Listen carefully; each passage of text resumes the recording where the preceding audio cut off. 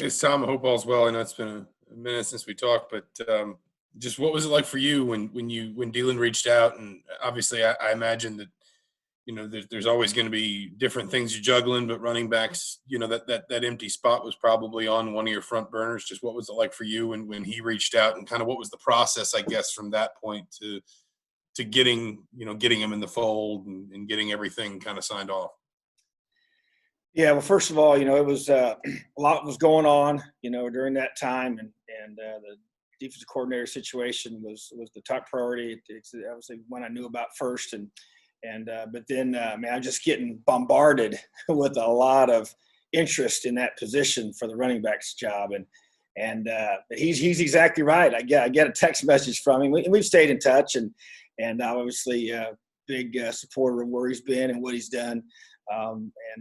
Just even through recruitment of the Suns as well, and they came on a game day visit a couple seasons ago, but that was a text that I wasn't expecting, to be honest with you, and I was surprised, and I was when I read it, I was like, seriously, but immediately, I mean, it was obvious to me that he's everything that we wanted in this position and more, so basically what happened next was I responded, and that kind of began this process, and we went back and forth quite a bit. We talked, and I kind of set up my vision for what the position looked like, really more the associate head coach role, because the running backs is what it is.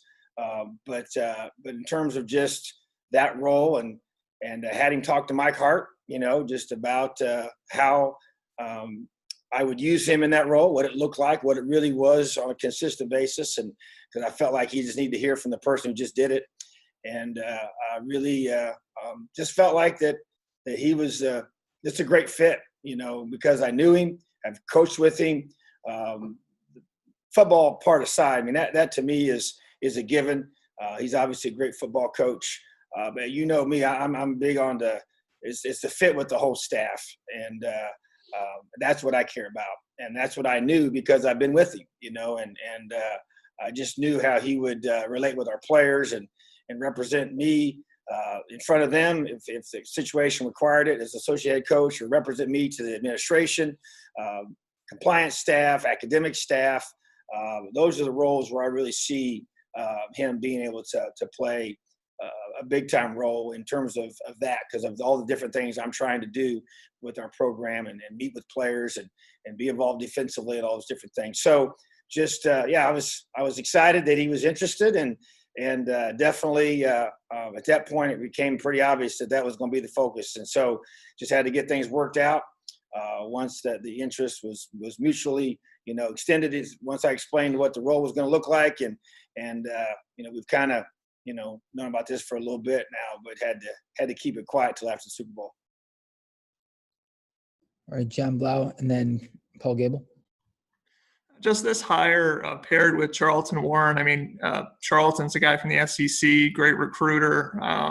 Then you're able to bring in Dylan. What does this say, do you think, about your program? They're able to secure, two assistant coaches like that in an offseason when you have to replenish the staff. Well, I think it says a lot about where we are. And I think, and just in talking to both individuals, both Charlton and Dylan, about the way our program is viewed from the staffs that they came from. They're both, different conferences, different levels, geographically further away. But you kind of got a consistent theme that people saw the change. They've seen the culture shift.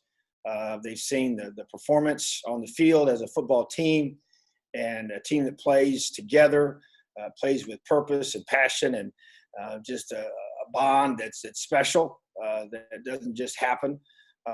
There's reasons for those things, and I think they recognize that. And so, I think that's a big part of I think people wanting to be a part of this program, and you just like Dylan mentioned, as he was talking about when I first came here as defense coordinator, and just changing that culture on that side of the football, and really it's no different now. I'm just doing those same things with the whole team that we did with the defense, and I think that's the beauty of it all, is just I'm just being who I am, I believe in it.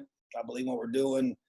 It's neat to see others joining that belief. It's neat to see other coaches that want to be a part of it, and we got a lot of special young men in this program that I love dearly and I respect so much because of what they've come here to do and how hard they work, and the coaching staff and how much they sacrifice for this program, for this team, for each other, and coaches and players alike. So just to be able to have guys like this that are performing at a high level in other conferences and other levels that want to be here, that's pretty special.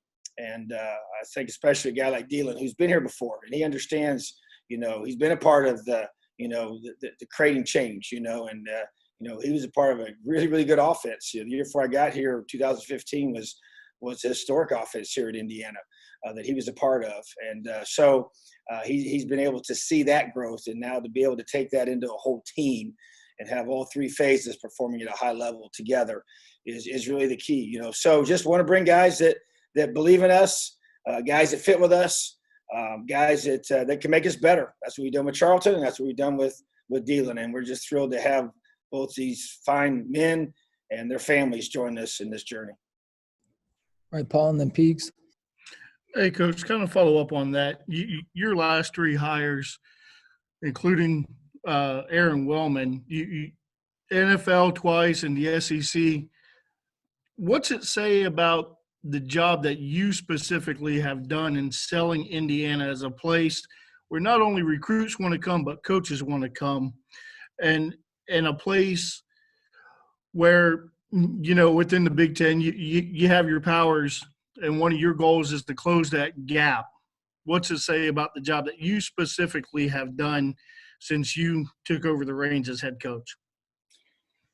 Well, I don't know what it says about me. I think that, it's a culture. When we talk about LEO, it's the next two things I always say after that are I want a football team and a coaching staff that doesn't care who gets the credit because it's not about them.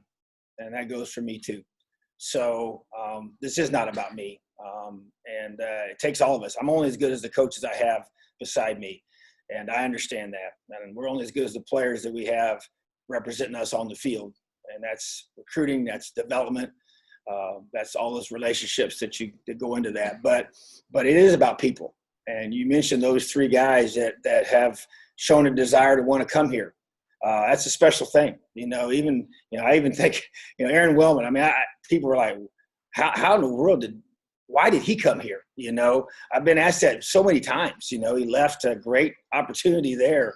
And so, but there's different reasons for that, and there's, but it just, to me, it's just building something that I believed in, building it in the way I believe you build something special that has value way beyond the game. And I think people want to be a part of that. I think, but you got to find people that fit with you. That's the part of this that you can't lose sight of that in any of this. These guys are highly talented individuals in their area of expertise. But they fit with us. The things that they care about, I care about.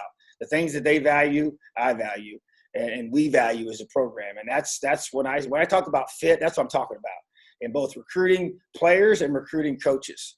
And there's a lot of guys that highly talented players and highly talented coaches that may not fit with us. The things that I really, really value and really are important to me, that may not be the same. It doesn't mean it's right or wrong. It's just you're different, but you got to find those that align with that piece. And a lot of times that by hiring people that you've worked with, that and sometimes that's the case and sometimes it's not. I've hired coaches here that I've never worked with before, like Charlton and others on our staff. And then you got guys like Dylan who I have worked with before. So, and obviously with all the players, you've never really been around them, until they come here. So it's just, to me, I think it does speak to our program. It speaks to what we're building.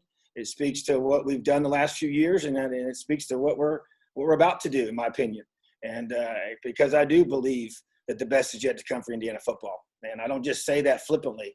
And that doesn't mean we're just going to be better next year just because we're a year older. I say that, I'm having player meetings right now with a lot of our guys, and we're talking about that every single day. Man, we got to work now, and we haven't done anything. We haven't won the Big Ten East. We haven't won the Big Ten. We've gotten better, yes. We finished higher, yes. We haven't won a bowl game. I mean, so there's a lot of things we haven't done, So to me, there's a lot of fire and passion inside of me to keep building this thing. And that's why I keep telling our coaches and our players, we got to keep building this thing, keep developing, keep recruiting, keep believing. And it just doesn't stop, So, but attracting guys like this, that's part of it, and bringing in guys that can come in here and help us get better. Just like we got better when Dylan McCullough decided to come be an Indiana Hoosier. We got better when Charlton Warren decided he wanted to come be an Indiana Hoosier. We got better when Aaron Wellman decided he wanted to move his family here back to Indiana and be an Indiana Hoosier again. And then 2 of those 3 guys you mentioned have been here before. And so that just, to me, is just surround yourself with people that want to be great. Our one word for 2021 is chase. And I've already talked about that a little bit, man. We're chasing greatness here at Indiana, and these guys are going to help us do that. All right, Peaks, and then Kevin. Hey, Coach, what do you remember most about that 1 year working with Dylan? Because you actually had to work against his backs every day. I pay attention to a lot of things. Just the way he handles his players. How you talk to him, how you motivate him. I mean, he's very detailed. He's extremely gifted in regards to his communication skills with his guys. Creates that belief. I think he's grown that, in terms of the knowledge that he's, because I always have been impressed. You hire people that have been around, really good offensive minds, good defensive minds. I mentioned that in hiring Charlton about the guys he's been around, so I think that allows him to grow as he's been with the Chiefs and even at Southern Cal, but beyond that, the thing I thought, like I was listening to his responses to your guys' questions, and I thought he said something that was pretty, pretty profound, because I experienced that myself. And that is when he went away and he went to Southern Cal and he went to the NFL, he was just able to be himself, and it was good enough. And it was very effective at the highest level. And sometimes you just don't know. I kind of felt the same way. Because you could take, go back 10, 15 years. And I think some people have done that with me talking to some high school teams I've coached, or, the way I coach is different. I mean, I'm the same. I do it the same way, and so, and I'm able to be me here at Indiana. And he was able to be himself, when he was coaching at that high level. And I think that speaks a lot to who he was when he was here before. But then you grow in your knowledge, and you grow in your experiences, and you grow in all the things you get a chance to be a part of. And that's where you really, kind of take off. And he's a really sharp guy. I just always, man, just first class and sharp, the way he handles himself, in front of the players, and the way he handles recruits, parents, all those situations. I mean, he's just he's a first class person. And I love that about him. I just always think he just had a great demeanor. He never got flustered. He just kind of has that steady confidence about him. I noticed that when we were together, and because you got to remember, when I got here, our offense was really, really good. Top 3 in the Big Ten, like every category. And so they were doing a lot of great things on that side of the football, and he was a big part of that. And the running backs that he had been able to coach and had produced here, and the level that they played at under him, and a lot of different guys. It wasn't just 1 or 2. And so I just think that those things impressed me. And obviously he got the opportunity to go to Southern Cal, and I was disappointed to see him leave, but I wished him well. I knew what his goals were. We talked about that, and didn't know that he'd necessarily come back, but obviously I was very impressed with him, and which added to the whole excitement for myself when he reached out, and matter of fact, I went to one of our coaches and said, "You're not going to believe who is interested in this job." And so, but anyways, we're just just so thrilled that he's back with us, because he was awesome then, and I think he's just grown even more since he left. All right, Kevin, then Rick. Hey, Coach, what do you think this move means for Sampson and for David Ellis and for Tim Baldwin, and for your expectations for the run game next season? Well, I messaged them all last night, and told them, man, how fired up I was for them, and they obviously reciprocated with the same excitement. He had already reached out as well, but I had to wait until it was official. But man, I'm excited for him. I told him that too, and I cannot wait for you guys to be able to have the opportunity to be coached by him. So you're going to love him. He's going to help you get better. And, it's just it's exciting, and that's what I sense even from them. And talking to David Ellis, met with him this morning, and just an absolute, opportunity. They see it as a chance to take another step in their development, and I know that's, what he's excited to do for them. And I'm anxious to see them respond to the way he's going to coach him. And they've had a great coach, and they got a chance to have another great coach. That's the beauty of this, and to be able to come in here and a guy that's been at the level that they want to be at. I mean, that's a powerful thing now. I mean, he's walked in the very environment that they want to be in one day. And same with Coach Wellman when I brought him here from the Giants. And it's a different level of being able to, I talk about SEC eyes with Charlton. You got NFL eyes here with Dylan and the way that he approaches things now after being in that league for the last 3 seasons, and the way that they function there. It's just it's the best of the best. He's been part of one of the best offenses in the world is what he's been a part of the last 3 years, which is pretty awesome. All right, Rick, then Matt Weaver. Yeah, Tom, he was there before. He's running backs coach. He's coming back now as running backs coach and associate head coach. What more will that entail? And with him and Charlton, do you have 2 guys on your staff who have aspirations and potential to be head coaches themselves one day? Well, the first question about the host associate head coach, for me, I guess every head coach is probably a little different. I really believe in hiring great people and then trusting them to do their job, empowering them and giving them, delegating responsibilities to him. So a lot of things that he'll do are similar to what Coach Hart was able to do with behind the scenes things, administrative things that head coaches have to do that take a lot of time and help you learn, how you run a program behind the scenes and things you don't often get a chance to do if you're just an assistant. I know I didn't do any of those things, when I was not in that role. I was assistant head coach a couple of different places and had some of those opportunities. But as the associate head coach for me, it's, he's going to represent me to this team when I'm not able to. And so whether it's addressing the team, whether it's dealing with meetings, taking phone calls, being on right now, everything's Zoom. Zoom's a big part of that will continue, I'm sure, here the next several months and maybe even beyond. And so he'll be a part of those interactions with our academic staff and administrative staff and compliance staff and all those things that he's dealing with the scholarship numbers and all different things that we keep track of and have to do behind the scenes to run a program. So I'm gonna put him to work, but he's first class in every way. And so I totally trust him to be able to be a great representative of myself in those meetings and being able to be my eyes and ears in those opportunities and organizationally, calendar wise and scheduling and the way we do things. And I'm really going to rely on that for him just to help him, do those responsibilities, but also help us come up with ideas because of the places he's been around and the people he's been with to be able to create some more ideas just for us to get better, even during, because we're still dealing with pandemic issues. We're still testing and going through, and we got all these just things that he's coming out of as well, and just find just better ways to do things so we can perform and to be able to function at a higher level. All right, Matt and Jim Coyle.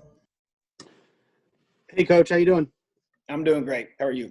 I'm okay. I actually wanted to ask you a little something different. Obviously, you put out a statement last week, but you guys added a new guy to the recruiting class with Malachi Bennett. I want to ask you about what you guys liked about him. And then second part, I know you had a departure recently from the roster. You have an open spot. I know you can't bring anybody in now, but after the semester, after the spring ball, is there a chance you might look at the portal again to fill that spot, or do you think you might carry it over to the next class? Well, first of all, Malachi Bennett, man, just so excited about him. I know it's unfortunate, you have the whole signing day, and then we have one on the second signing day, and it really kind of gets lost in the flow of the week. And so, but man, special player. I'm really excited. He played on both sides of football. I love that. I love finding guys that, man, just that play both ways because, to me, if you're a Division I football player, you should be on that field, most of the time. And he shows physicality on defense. He's obviously going to be a receiver here. Really good ball skills, great range and length. I love his length. Athletic. He was a wildcat quarterback at times, making guys miss in space. Just his toughness, which you see on film that comes out, the way he plays. But guys, to me, it's all about getting open. And we can sink your hips, getting out of your breaks. That's what he does well. And then the ball skills to be able to come up with contested balls. He's really, really good at that. And so to me, just fits with our, offensive philosophy, fits with our culture. When he's a guy we recruited really, really hard this whole off-season pandemic time, and we were all doing all the Zoom calls and the FaceTimes and all the calls with him, and really loved his personality. I think he's a great fit with us. in so many different ways, from an academic focus to his character and all different things he brings. So I'm really excited about him. I just feel like that he's a guy that really can and will be a big part of our offense in the future. What was your second part of your question? I said, I know you guys had a departure this week from the roster. Somebody, went in the portal. You got an open spot on the roster now. I know you can't fill it. You're so far into the semester, but do you think you guys might be aggressive, maybe trying to fill that with a possible transfer after spring, or do you think you might carry that over and try to have an extra one for the 22 class? It'll be a wait and see right now, and so we'll obviously use it to the most efficient way possible. Could be, there's no question, could be a chance to get a transfer later in the process. Once we get through spring football, we'll kind of know some more things there, and then we'll make a decision if we want to use that, for a spot for the fall, or if you want to save it, for the next signing class. So either way, I think that's just kind of part of the reality of what you're dealing with now with the transfer portal and how that affects your rosters moving forward. All right, we'll do 3 more. Jim, Dylan, and then Dustin. Go ahead, Jim. Hey, Coach, how are you doing? I'm doing great. How are you? Great. Coach, with this hire, as you get closer and closer, last year, obviously, very competitive in the Big Ten East, obviously, but now it seems you're right there. The pieces are in place from a coaching standpoint, from a player standpoint, people coming back. Is there any reason to think that you guys are not there right now where you can compete for a Big Ten championship? Well, we got a lot of work to do. One thing that I think people misunderstand from one season to the next is that you just assume that just because we came, close there in the fourth quarter against Ohio State, that all of a sudden it's just like, okay, everybody's a year older, got a lot of guys come back. You can't fall into that trap. You got to recreate everything. You got to recreate your culture, recreate your the fire that you have within you to be able to do the little things it takes. We got to work harder. That's why I meet with all these guys right now. We've got certain things, goals we set up for them about chasing greatness, and we're working on that. And so to me, do I expect us to compete to go win a Big Ten championship? Absolutely, I expect us to do that. I was asked that earlier, right as the season was over, what's the next step? And that to me is what we're chasing after. So, but to get to there, it's going to be a lot of hard work. And a whole bunch of guys doing a lot of little things that we've not done before in this off season of training and preparation. So excited about what we're building, but my response is we got to keep building. And obviously coaches are part of that, and replacing coaches that get opportunities other places, and bringing a guy like Deland McCullough in here is a huge part of that next step for us. And so, but that's what we're chasing after. And I want this football team to be great. And obviously when you play in the Big Ten, greatness is defined by one thing, and that on the field, and that is win the Big Ten championship. All right, Dylan. Hey, Tom, we talked about Deland obviously having success in the NFL, and how that'll help in recruiting and developing guys and the backs you work with there. But also just how big is it that he's worked with Tevin. He's developed guys like Tevin Coleman, Jordan Howard at Indiana, and he already has sort of a proven track record at doing things like this already at IU.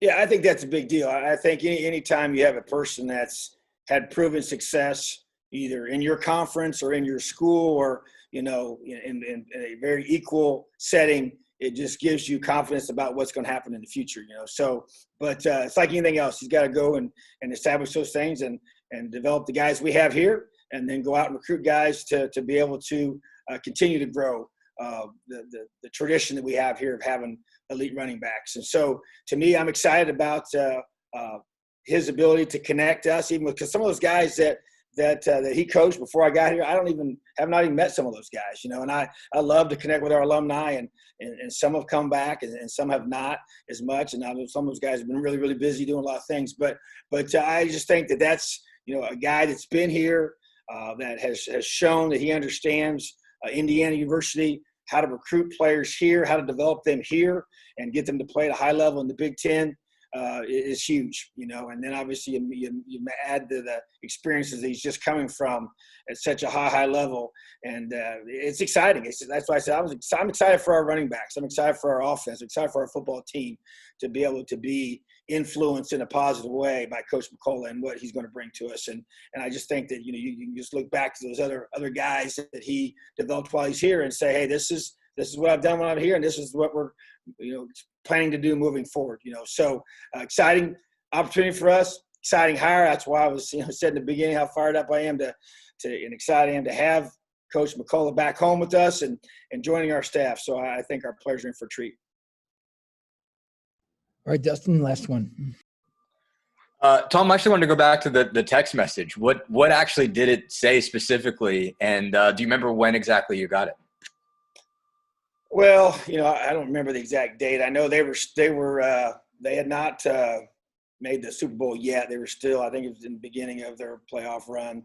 So, but just, I don't remember word for word. All I saw was that he was, he didn't know if I had already filled it or not. And sometimes, as you know, those things sometimes happen behind the scenes way before they ever get introduced, So he was just kind of inquiring that if that opportunity was still available. And if so, he just wanted me to know he was interested, which it's not that unusual to have people inquire because, sometimes I've hired some guys on the past where you don't even know if they're interested or not. And so that part wasn't that unusual, but the fact that it came from him, and with where he's at right now and just didn't know, but that he would be interested. I did not, pick up the phone, call him and say, hey, are you interested? Here's what I usually do. This is what I always do. So what I do is, I don't really talk to those guys until I talk to their head coach first, especially, if they're playing in the season right now. And so, but because he reached out to me, it was just a different situation, and so, but bottom line was, I was thrilled to get that text message. And obviously we're sitting here today talking about him as a part of our staff. So obviously it turned out pretty good. All right. Thank you, Tom. Have a great day, Elio.